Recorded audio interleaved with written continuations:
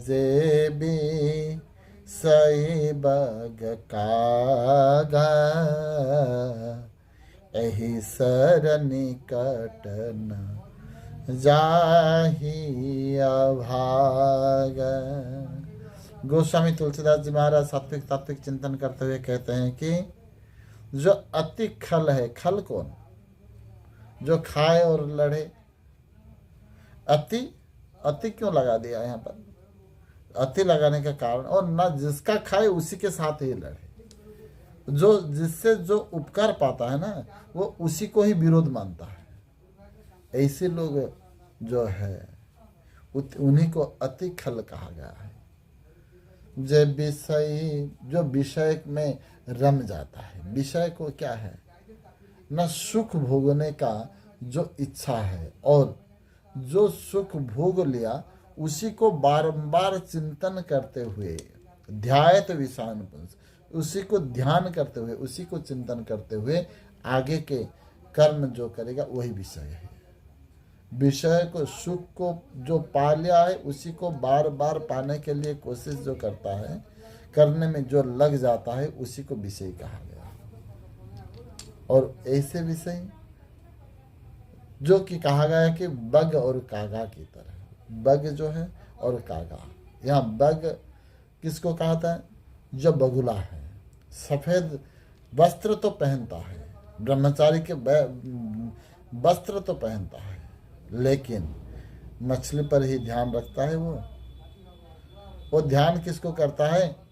जाके वहाँ मछली को पूछो, वो ध्यान एक पैर पर खड़ा होकर ध्यान तो करता है, ब्रह्मचारी की तरह वो तो रहता है, लेकिन उनका ध्यान कहाँ पर रुकता है? ना जहाँ पर मछली है। ऐसे लोगों को यहाँ विषय कहा गया है। रूप किस बात का और ध्यान किसी का।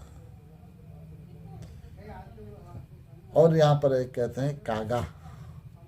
कागा कौन?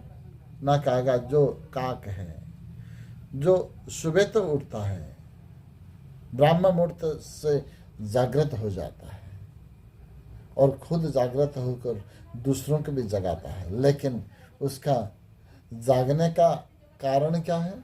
विष्ठा खाने के लिए। सुबह सुबह जो विष्ठा मिलता है उसी को पाने के लिए सुबह जागृत हो जाता है।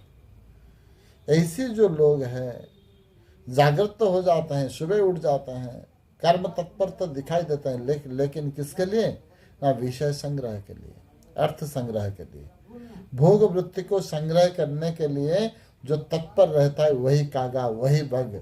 जो ध्यान करता है, चिंतन करता है, स्मरण करता है, जैसे पूजा कर रहा है, जैसे किसी बड़ा भक्त है, ऐसे ही करता है, जीवन जीता है, लेकिन उसका मन भगवान में नहीं, विषय में रहता है। जो काग सुबह तो उठ जाता है, ब्रह्म मुहूर्त से उठ जाता है, लेकिन मन ब्रह्म में नहीं, भगवान में नहीं, उनका मन कहाँ पर लगता है?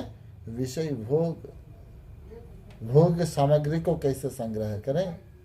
ऐसे विषय कागा जो है वो कहते हैं, गोस्वामी कहते हैं वो यहाँ आ ही नहीं सकता। यही सर निकट न जाए, वो ऐसे अभागा है जो ये मानस के अंदर वो घुस ही नहीं पाएगा, वहाँ यहाँ मज्जन कर नहीं पाएगा, ये इसी को वो स्मरण कर नहीं पाएगा, इसी का समझ उसके दिमाग में जाएगा ही नहीं,